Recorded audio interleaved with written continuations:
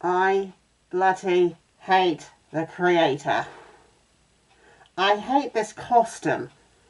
I hate this bloody costume. I mean, look at it. And look how ridiculous. What the bloody hell was she thinking? And the eye holes, I don't even think you can see them. It's like right here, and you have this little tiny spot for breathing. And I had to borrow one of Meg's hoodies because this mask is supposed to be a full-on head mask, and it's not. No, it's not. So I had to borrow one of Meg's millions of hoodies because she has like 1 billion of them to wear this. And I have to wear this bloody thing for the entire episode, and I have to review 5 bloody stories. Oh my bloody god, I can barely breathe. What the hell are you thinking, creator? Happy Halloween, everyone. Happy Halloween. So we're going to be reviewing 5 stories. Most of them, according to the creator, are Halloween-esque, except for the last one. So the first one is called Lean on Me by Sayawasina Neko. I don't have my glasses on either. So yes, excuse me if I have a hard time. So right. So this is a Sleepy Hollow fanfic from the Tim Burton film. Let's read the summary. Ichabod is pregnant. Ichabod is pregnant. Ichabod is pregnant. Ichabod's a man. Unless they're going to have to be a woman in this. And is having a very bad day. His kitten, okay, yes, he, meaning he's not a woman in this, he's a man and he's pregnant, so this is an empreg fanfic. His kitten calms him down, and his landlady helps take care of him. It's rated Fiction K, we'll see about that. It's in English, it's Hurt, Comfort, Friendship. Ichabod Crane's the character. It's 2,018 words, 1 review, 4 faves, 1 follow. It was published back in November 13th of 2020. So during COVID. Let's get this over with. How am I supposed to read this? I mean, I can't bloody see that well. Even though it was late spring, Ichabod felt chilled enough to wrap the blanket around himself as he curled up on his bed. Just having it on him helped a little, physically and mentally. It made him feel slightly more secure, which was something he desperately needed. It'd been a long, painful day, and he wanted nothing more than to close his eyes and get away from the world for a while. He pulled the blanket up to his nose and pulled his knees up to his chest, at least as far as he could. That with his belly being so large. Feeling the child inside kick, he sighed and rested a hand on his stomach, willing the baby to calm so that he could get some sleep. And why is it that he's pregnant? Are we going to explain why he's pregnant? Was a spell put on him? Oh, bloody Christ. The dream started out as it often did in his childhood home. This time, however, he wasn't a child. He was in his adult body.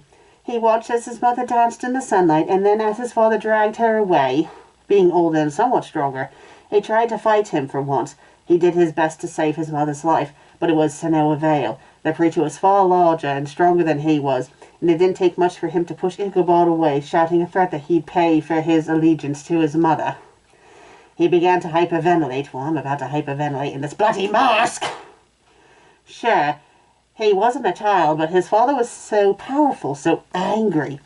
He was going to torture him and make him wish he'd never attempted to help. This really shouldn't be rated in the K, I'm sorry. It should be at least teen.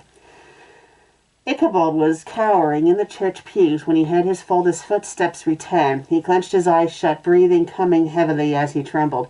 A hand touched him, gripping his shoulder. He forced himself to look, only to see that it wasn't his father standing there, but the horseman. This time, with his head, he bared his sharp-pointed teeth in a grin. The constable tried to shrink out of his grasp and get away, but the horseman overpowered him. In one swoop, he had Ichabod over his shoulder, carrying him away, not even flinching as Ichabod tried to kick and hit him. Right then. The next thing Ichabod knew, he was inside the tree of the dead. He could tell by the darkness, the smell, and the rotting flesh all around him. The stink made him nauseous, not too difficult for a feat lately, and he held a hand over his nose and mouth, trying not to gag.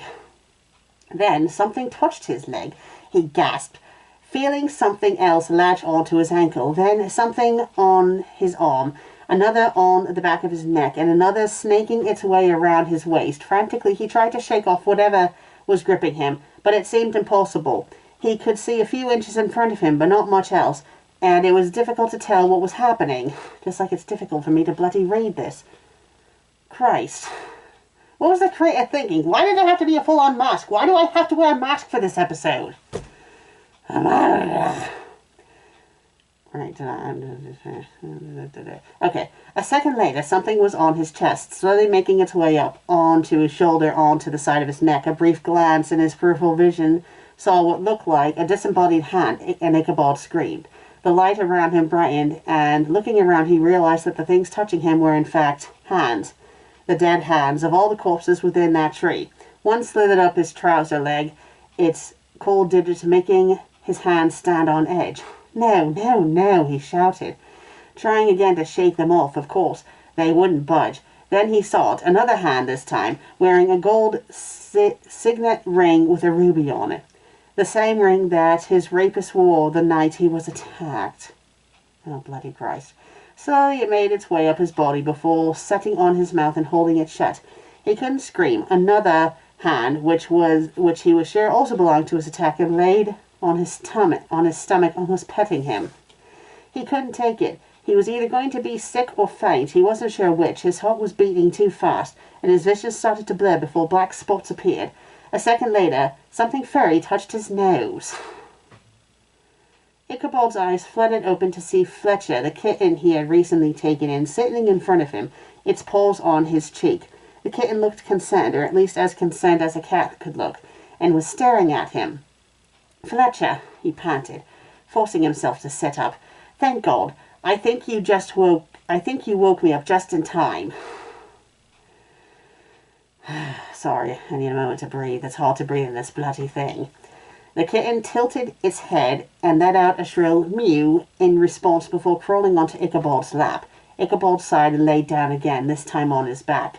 The kitten crawled up his belly, settling on the top of his chest near his collarbone, where the constable could easily see and reach him. "It was terrible, Fletcher," he whispered, petting the cat gently. Hearing the kitten begin to purr soothed his nerves a bit. Everything was terrible. The dream. There were hands everywhere, including, Ichabod grimaced, including his hands. I was terrified, both for me and for the child. And of course I had to have this dream today of all days. He felt his eyes welling up with tears, and he tried to compose himself before continuing. Fletcher reached a paw toward his chin. "Today Chief Jameson told me to leave. I said that I couldn't be an effective constable, not while I'm with child." He felt himself beginning to tear up again. "Said I could reapply for my position once they're born." Tears began to fall down his face. "What am I to do, Fletcher?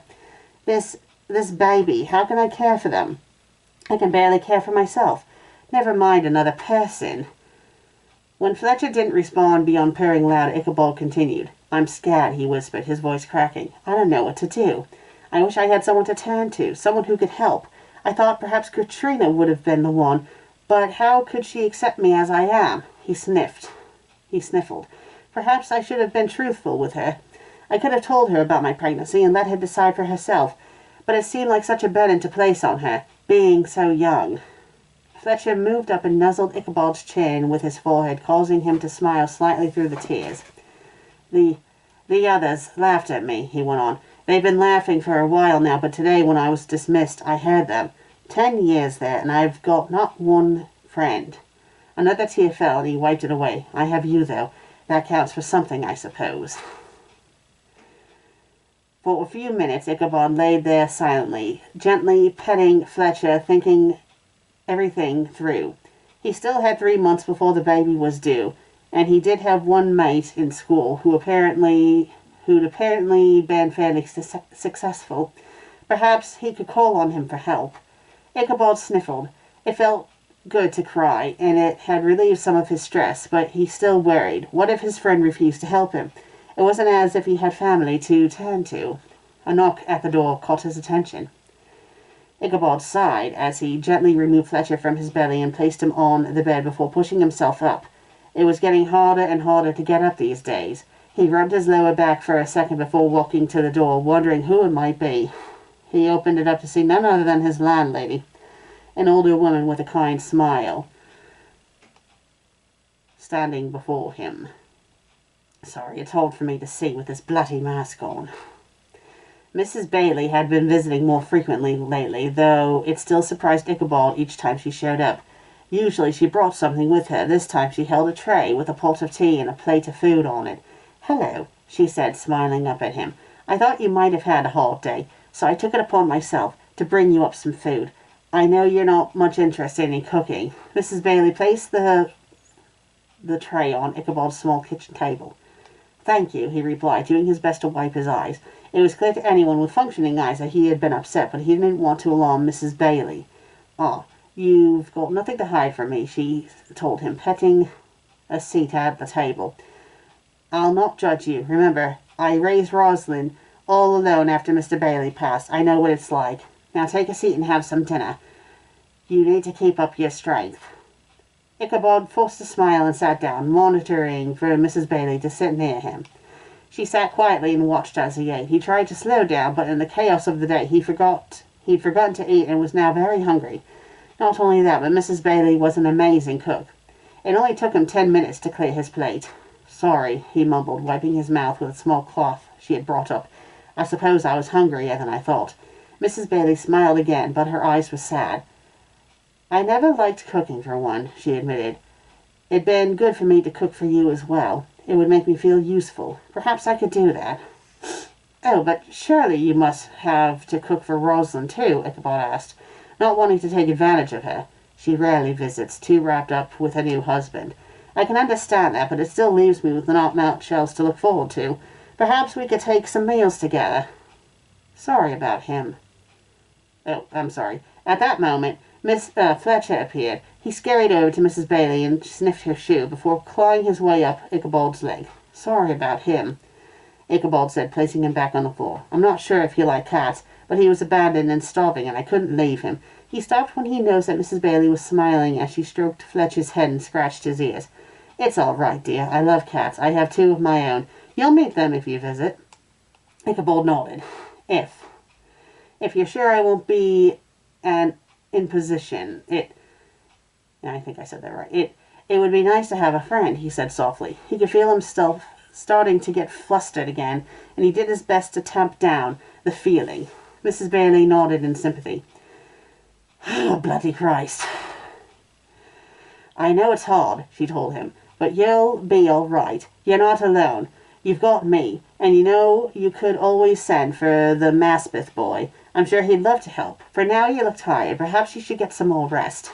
Ichabod closed his eyes and took a deep breath, trying to push away the last image of the nightmare he had had. "I'm not sleeping so well as of late," he answered. "It's going to be difficult," he trailed off. Well, if I were to stay for a few minutes, just until you drift off, it might help." Ichabod nodded in agreement and slowly stood up. He'd cleaned the dish later, he decided. Mrs. Bailey was right. He was still quite tired. The older woman followed him into his bedroom and pulled back the covers for him, tucking him in as if he were a child. She reminded him of what he imagined a kind grandmother would be like. He'd never known his, but perhaps she would have been similar. "Close your eyes and think of happy thoughts. Imagine Fletcher here, catching a mouse, or how he cuddles with you." She motioned the small cat, who was now once again sitting on Ichabod's belly. Ichabod gave them both a small smile. He felt Mrs. Bailey take his hand, warming it with her own. He was asleep within minutes, with no more nightmares that evening. Right, so this story feels like it's a chapter in the middle of a much bigger story, but this is a one-shot. I mean, there's no context about how he got pregnant. I don't even know why it was rated Fiction K+, because some of the subject in this story was not appropriate for that rating. I mean, at least it wasn't like M-rated stuff, but still. I mean, it wasn't badly written, but it just felt like it just came out of nowhere. It just felt like a random middle chapter of a much larger story. But still, I guess not too terrible if you ignore him being pregnant, which makes absolutely no sense.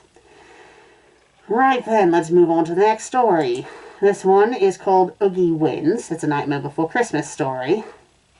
The author is For the Most, and I can already tell it's going to be atrocious just by this bloody summary that the author gives you. There's no capitalization in the word Jack, so let's just read it.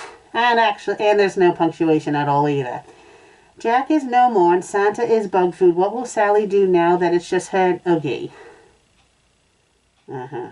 So it's rated M. It's in English. Oh, the word count is only 361 words. Well, even if it does end up being atrocious, at least it's short. So it has 3 reviews, 2 faves, 2 follows, and it was published back in April of 2017. Right, let's get this over with. Oogie Boogie stood there, leaning laugh at his latest murder. When he looked up, he say Jack. Oh, Christ. Hello, Oogie, Jack said angrily. Jack, they said you were dead. You must be double dead, said Oogie Boogie. But in a surprising turn of events, Oogie picked up Jack. Worried Jack cried out, what are you doing? Oogie grinned at him evilly, holding him so his head was facing the blades. I'd say it's time to end our feud. Oogie inching closer to the blades. Oogie, Jack pleaded. Bye-bye, Bone Man. Oogie held Jack's head in front of the blades, and with one last screech, Jack screamed, No! All Sally and Santa could do was watch in horror as Jack's skull was broken into bits. Sally and Santa cowered in fear as Oogie was looking at them. Aha! The sack of bugs shouted, finding his latest catches. Oogie commanded his bugs to make him bigger and stronger, so they did. He looked like trash Oogie, except downsized just a little enough to stuff Santa in his mouth. Oogie hoisted Santa up with both arms. But first, said Oogie, let's prepare you, shall we? Oogie stripped Santa nude, and then lowered him. Hope you don't mind the bigger snake. You see, she's really naughty, and she has a hankering for some penis right now. Bloody charming. Oogie popped Santa into his mouth like a bigger raisin. Santa saw a snake rattle up to him. The snake launched its mouth at his cock, and all Santa could do was take it. The snake kept sucking until it got what he wanted. It came. What the bloody fuck is this nasty garbage? Ugh. Oogie chewed him up, loving his organs flopping around his mouth. What the bloody hell is this? After swallowing Santa, he stomped towards Sally. Back off, you jerk! Sally yelled and slapped him. Oogie, unhappy, said, Be nice or you'll join your Santa friend. Then spiders crawled to the roof of his mouth, playing puppet with the skeleton. Don't worry, Sally, come join me. It's nice inside.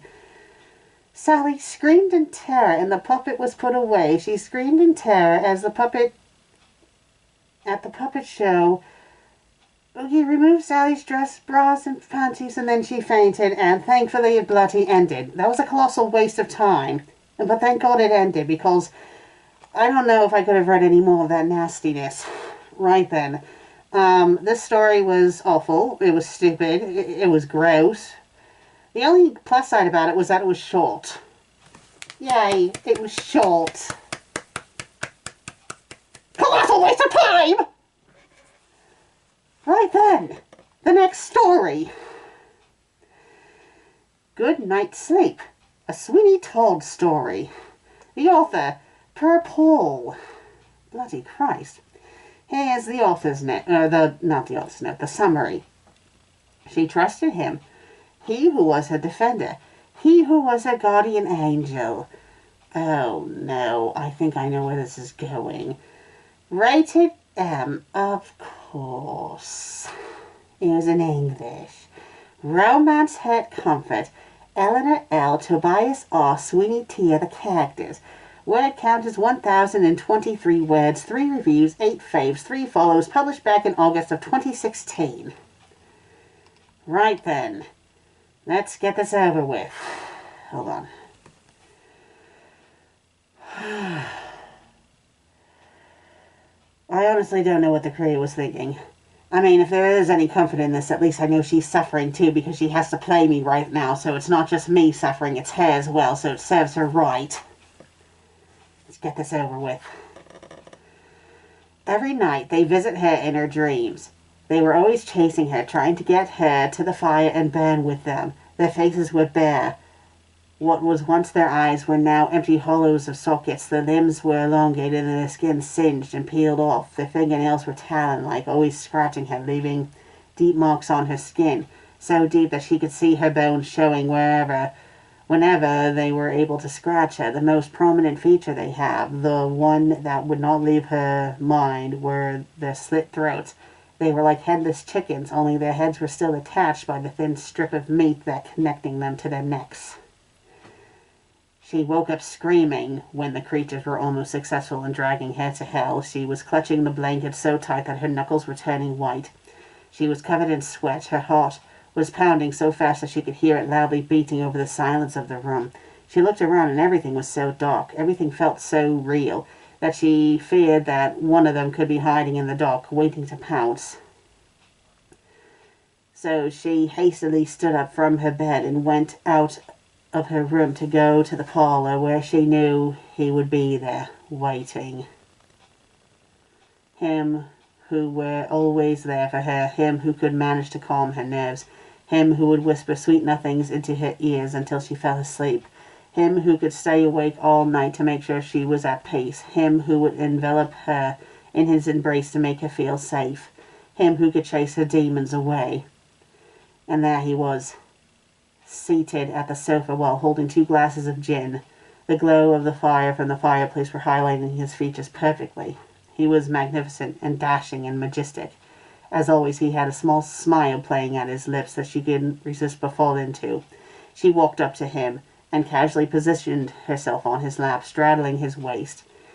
This time she didn't take his offered drink. Instead, she buried his face into the crook of his neck and started sobbing. His hands were fast to envelop her embrace, drawing her soothing circles on her back that never failed to calm her down. "Shh, you're safe now," he whispered, and she believed him. It was silly. She knew that he couldn't really swoop into her dreams and make the vile creatures go away. But whenever he held her tight, they always disappeared. She sat back straight to look at him. He who was her defender, he who was her guardian angel. He cupped her face with both hands while he caressed her lips with his thumb. She knew what was to come, and she closed her eyes. What soon followed was his soft lips upon her. He was exploring her, although he knew every part of her. His tongue begged the entrance, and she let him in. She let him make her forget the nightmares of the demons. Then his hands, his so gentle hands, made their way inside her nightgown, cupping her bosom and massaging them until her nipples were hard. She could feel his manhood growing, and she shivered at the thought that he would soon be inside her. He stopped kissing her and chose to attack her neck, suckling at the sensitive spot, which he very much knew. She couldn't help but let out a loud groan from what he was doing. He knew every part of her body. He knew when to touch, to kiss, and to suck, to get the reaction from her. His mouth reached her nipples, and he sucked and bit them one by one until they were raw. She could only throw her head back and let him do what he was doing, for she trusted him, he who was her defender, he who was her guardian angel. He unbuckled his belt while he continued kissing her.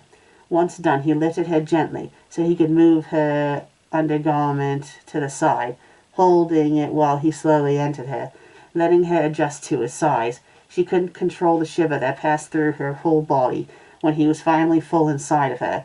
He didn't make a move, and she knew that it was up to her to take them both to climax.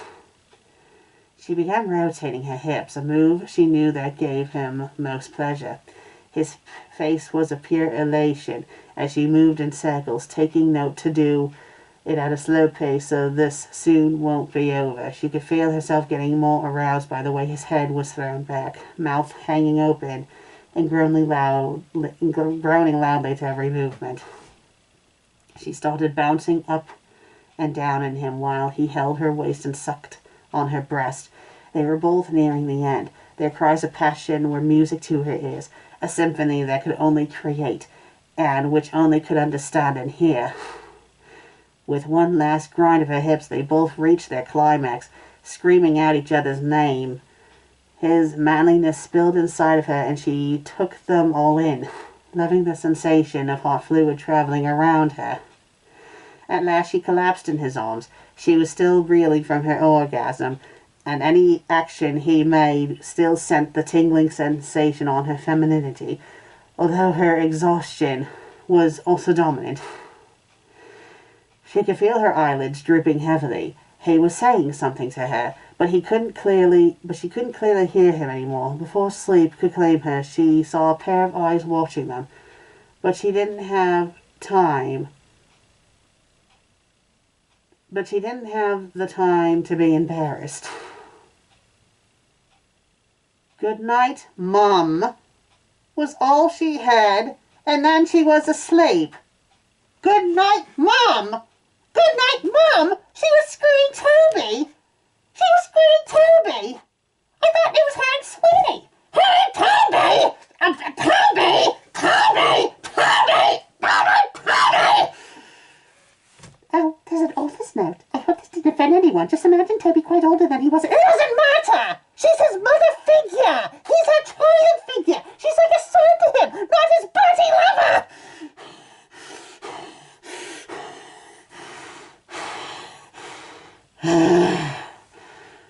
3 stories down. 2 more to go. And the next story. Scooby Doo and the sexual battles. The author is Ken Stations. On the road for God knows how long. The relief of Scooby's mating season 8 is long overdue. It is rated M. It is in English. M. It's an M. Are every single one of these stories rated M? It's adventure parody. The characters are Fred, Velma's tracking Scooby Doo. It's 2 chapters. 2 chapters. And the word count is 2,894. I think I'm above my lyric creator. I'm above my lyric creator. Why am I still reading this story, creator? Right. It has 1 review, 7 faves, 4 follows, and it was published back in October of 2021. Let's just get it over with. Under the intense haze on a deserted road, passing the green automobile that was the infamous Mystery Machine, it clocked at a tremendous speed of 69 miles per hour. 60-bloody-9, I know what you did there! Inside the rusty old vehicle were the slaves, Fred, Velma, Daphne, Shaggy, and their dog mascot, Scooby Doo. Scooby wasn't his usual self lately. The mutt was pale and shivering at the back of the van. The poor dog had been feeling under the weather days after the gang kicked off their road trip to Mexico in hopes of capturing the treacherous illegal logging duo Dora and Diego. Scooby's owner and best friend Shaggy knew all too well that the hapless canine is going through. That's because he experienced it. We're going to reread that because I bet. Starting from Scooby's owner. Scooby's owner and best friend Shaggy knew all too well that the hapless canine is going through. That's because he experienced it himself years ago. That feeling of sexual frustration. The man tried to message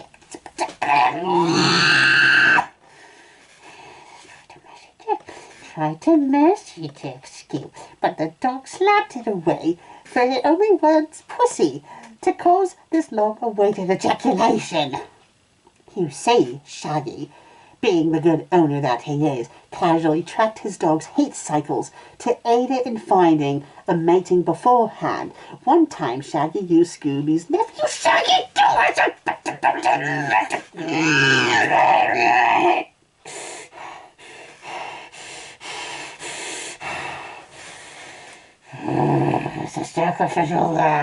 he failed to find salty dog pussy for Scooby to fuck raw.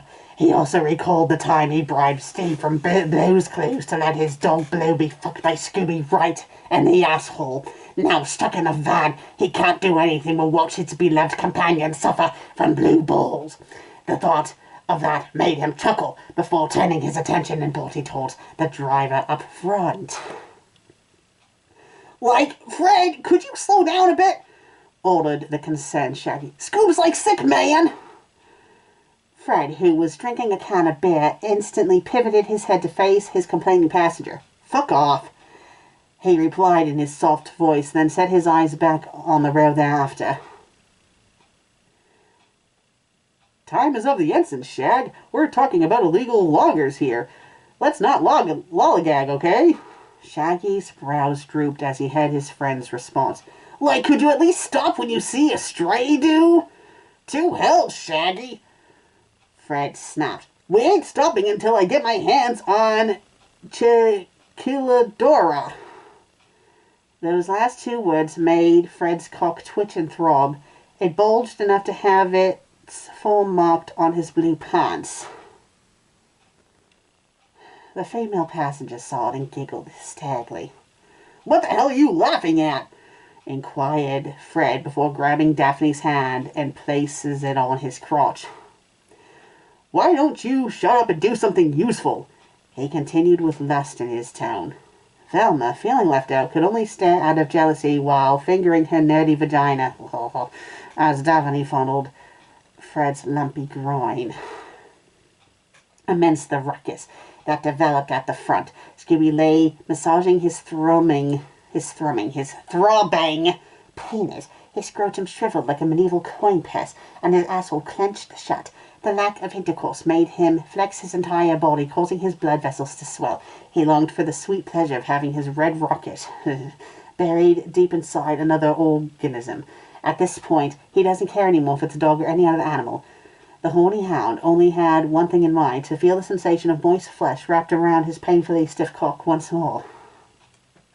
As he masturbated, Scooby noticed Shaggy's lusciously ripe ass behind the very tight pants the man wore. No, no, no, no, don't you bloody dare, Story. Don't even bloody think of it. Shaggy was too busy to suspect the contours of his ass cheeks being visible as he got pressed by his jeans after bending over to prevent his head from hitting the ceiling. Scooby's eyes sunk back into his sockets, all the while turning bloodshot as he saw the seemingly inviting ass of his owner. He wobbled which, to Scooby's understanding, taunting his sexless ordeal and asking to be ravaged silly. "Oh, shit!" exclaimed the aroused dog, his cock expanding to uncharted lengths. He couldn't hold it anymore. He needs a mate. Nature requires him to. Scooby gathered towards the tempting male ass, ready to uncover it from its fabric bindings. The dog took a deep snort of Shaggy's buttocks before pulling his owner's pants down to his ankles. "Like, what in tarnation?" the man reacted. Scooby was amazed at the butt he had just unveiled. It was smooth and padded like a newborn, perfection that wasn't coming around often. He splits the ass sideways. Gives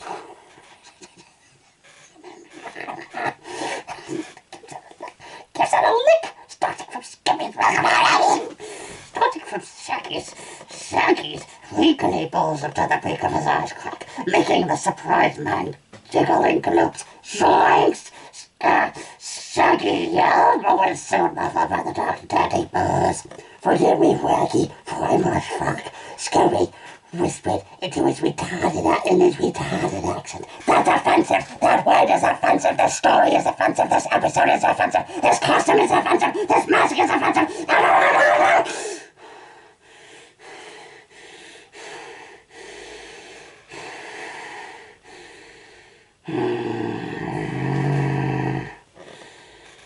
"I like you, and I want you." The hound knew Shaggy was a virgin, so the application of lube was necessary. Well, if you're going to be fucking someone in the ass, you need to use lube no matter what. An ass does not self-lubricate unless it's diarrhea. I can't believe I just said that! His positions, his snout at the man's anus, then charging, sticks his long tongue out like opening a cash register, injecting Shaggy's bummer with it. Shaggy cringed as Scooby did spring cleaning inside of his rectum. This fucking so taste of it. Feeling the others, knowing Shaggy and Scooby always does weird shit at the back, ignored the chaos that ensued. How can you ignore that? How can you know the bloody camera's all fucking sideways? Bloody fucking Christ! Who the... Stay center! Oh my God! There's a bloody camera! Fine! Be lopsided, see if I can! How can you ignore what's going on in the back? How can you ignore that? There's nothing to ignore! Afterwards, Shaggy removed his tongue out of the asshole and watched Shaggy's drenched ass shine.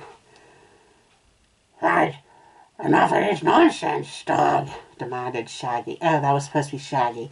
Like, enough of this nonsense, dog, demanded Shaggy.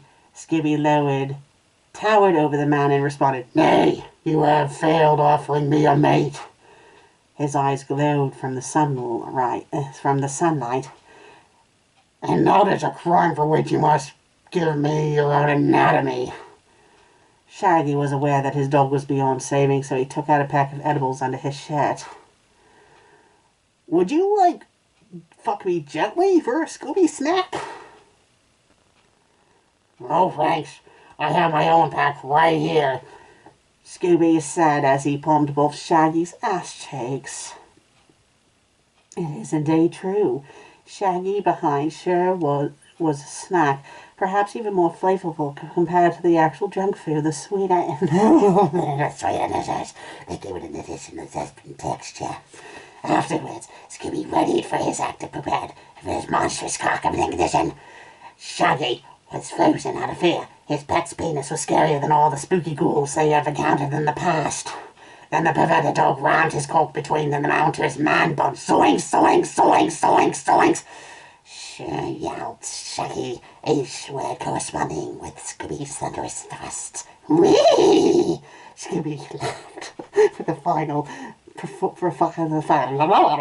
Scooby laughed, for he finally performed sex.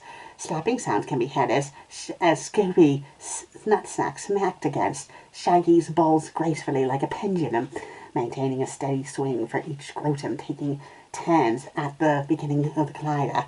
What did that say? At being the collider. Meanwhile, Velma, who was annoyed at Freddy and Daphne's moaning, decided to transfer at the back to hang out with the weirdos. As soon as she turned, oh god, Shaggy had been being manhandled by his own pet. That, of course, made Velma dripping wet. How? How? Can't remember one more. No!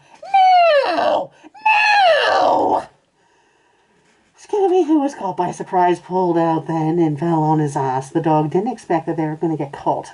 How did you not expect to get caught? You weren't exactly being quiet. You're in a van with other people. It's not that big of a van. It's not that big of a van. You didn't want to get caught.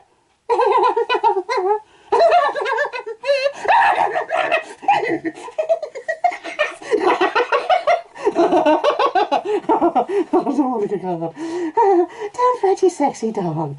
Mama said she was stripping. Her breasts were exposed. I won't tell. Scooby's jaws dropped at the sight before him. Velma's jokes were king size. No, queen size. And God save him, for he was about to lose his consciousness. The dog smacked creepily and signaled Velma. He used to use this cock. It twitched 3 times. Velma got the idea and crawled sexily towards the shadow dog. Then, at the corner, he was now gripping and saying that, and we still have one more chapter to go. Bloody Christ! Bloody Christ! Creator! Creator! I'm going to kill you for this, Creator! I am going to bloody kill you for this! Oh my, Velma exclaimed in amusement. This is chapter 2, by the way. They don't even have chapter names. Okay, no, there is a chapter name. The chapter name for the first chapter was, what are you doing, Scooby Doo? And then this chapter is called Say That Once, Scooby Doo. Yes, say that once. Oh my, I regret that. I see you're ready for me. She continued to giggle. Scooby laughed back and said, always having me, lady. Velma crouched down even though until she placed a private area in her dog's penis. The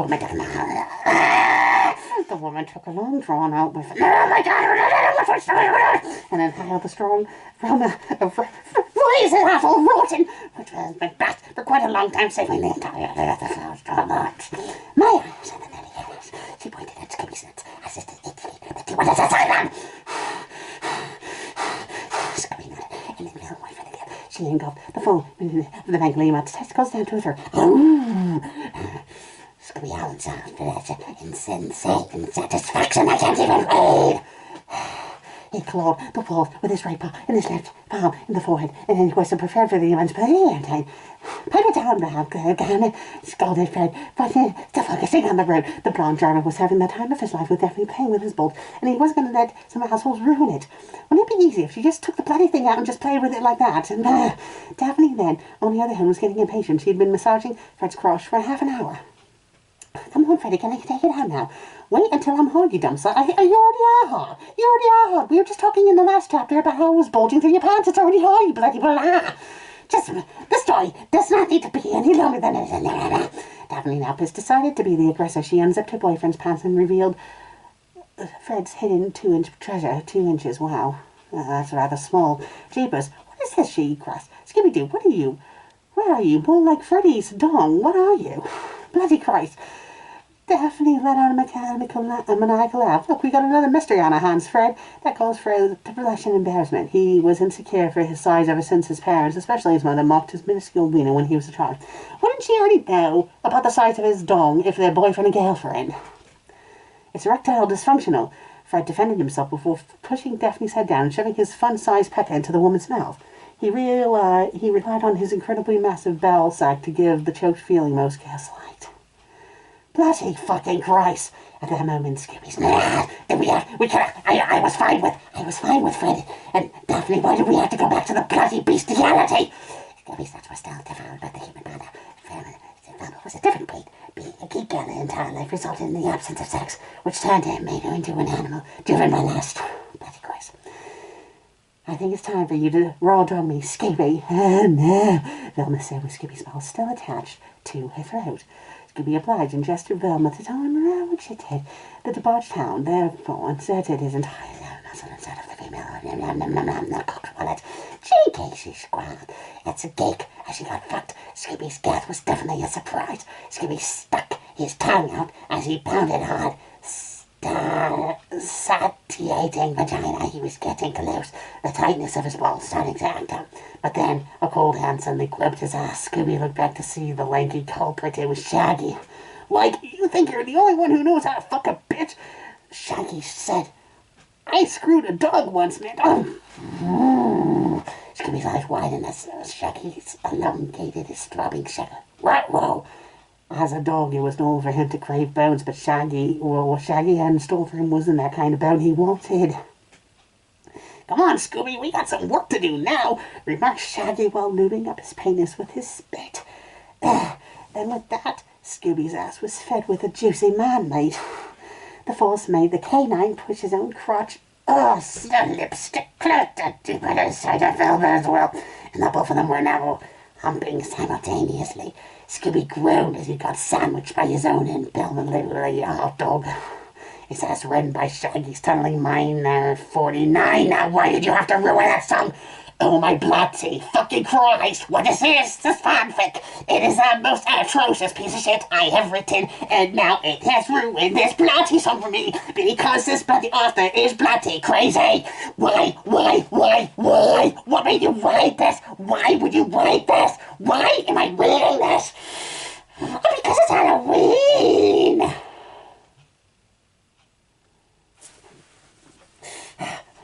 Almost bloody done. Okay. Alright. Okay. Shaggy then grabbed Scooby's tail and pulled it to support his palindrome sessions. The stench of Scooby's wrecked ass was starting to intensify due to the numerous queefs excreting the dog's internal grime. Yet Shaggy ignored these, for he's used to such fragrance. All those years cleaning up Scooby's droppings and dog pox made him a different, improved being. A man equipped to handle any repulsive object handed to him, whether it be solid or watery, doesn't matter.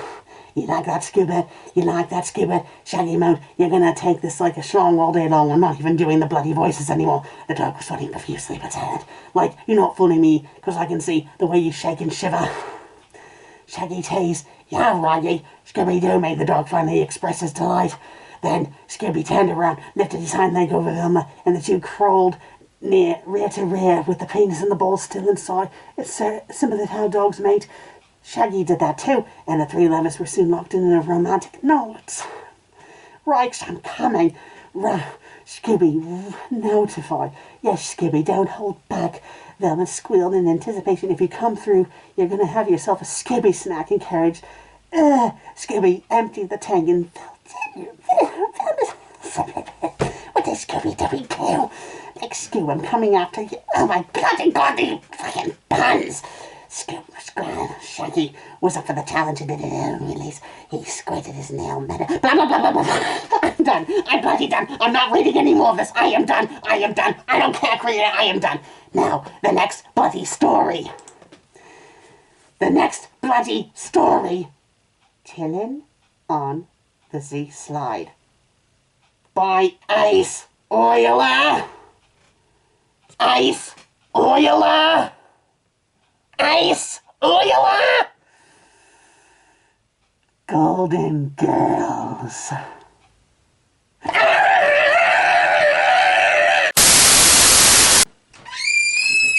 kids. Don't know why she has to have a... Hello, puppet. Susan, why are you dressed like that? Halloween! It's Halloween! Do you like the outfit? I didn't choose it. The bloody creator chose it. The creator chose it? Oh yes, the bloody creator. She said my outfit for last year and the year before was too boring. So she had me wear this for the entire thing. The entire thing? The entire thing! You see, I had to review a bunch of stories for today's Halloween special. All ones that the creator chose, but I skipped the last one. I bloody skipped it and I don't care if he doesn't like it. Do I want to know what she had you read? Let me tell you about it. Let me tell you about it. All the bloody stories are bloody nonsense. There was nothing good about any of them whatsoever. The first one was decent only because it was written well, but it was bloody different. And then it was the bloody Oogie Boogie story, which made absolutely no sense. And don't get me started on the bloody Scooby Doo. Bloody Scooby Doo made me want to take the creator and bloody beat the bloody shit out of that. Just want to pound it. It was so bloody stupid, bestiality, all this fucking and all this nonsense, and then they're all topped up with bloody Ace Oiler, and I'm like, I'm not going to read any of it. No more reading it, not at all. Are you okay, Sue? Come here. It'll be okay. It's okay. It's okay. The review's over. It's okay, Sue. I know. Just the thing to make you feel better. Okay. Oh. I hope I did that right. Ow. Okay. No, she can't stay on this couch. They pick her up with those fucking children. I'll have to teleport her. Well, first things first, let's take this mask off. Okay, careful. Careful. Ugh.